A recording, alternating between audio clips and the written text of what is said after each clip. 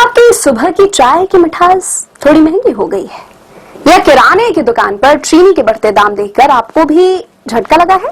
पिछले कुछ दिनों से चीनी के दाम चर्चा में है। सबसे पहले बात करते हैं चीनी की कीमतों पर असर क्यों पड़ता है। इसके पीछे मुख्य रूप से 3 बड़े कारण हैं।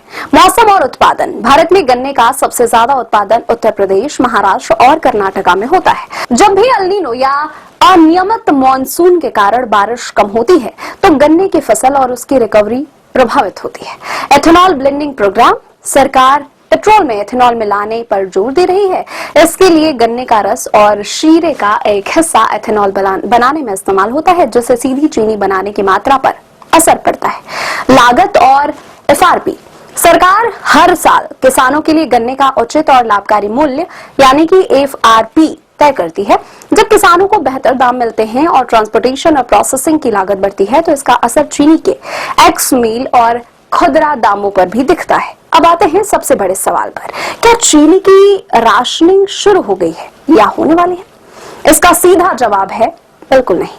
खुले बाजार में आम उपभोक्ताओं के लिए चीनी खरीदने पर कोई भी पाबंदी या लिमिट नहीं लगा है।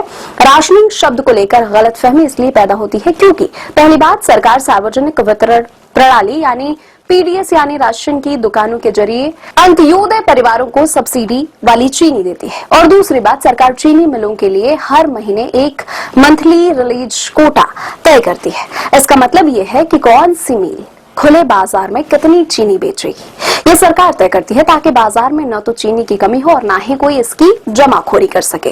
तो फिर सरकार कीमतों को काबू में रखने के लिए क्या कर रही है? भारत सरकार का रुख एकदम स्पष्ट है। घरेलू बाजार में पर्याप्त सप्लाई और उपभोक्ताओं के लिए स्थिर कीमतें पहली प्राथमिकता है।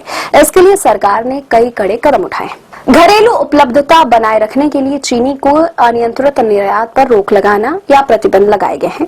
व्यापारियों और थोक विक्रेताओं के लिए स्टॉक लिमिट और होर्डिंग पर सख्त निगरानी रखी जा रही है, और जब जरूरत होती है सरकार एथेनॉल उत्पादन के लिए गन्ने के इस्तेमाल की सीमा तय कर देती है ताकि चीनी उत्पादन कम ना हो।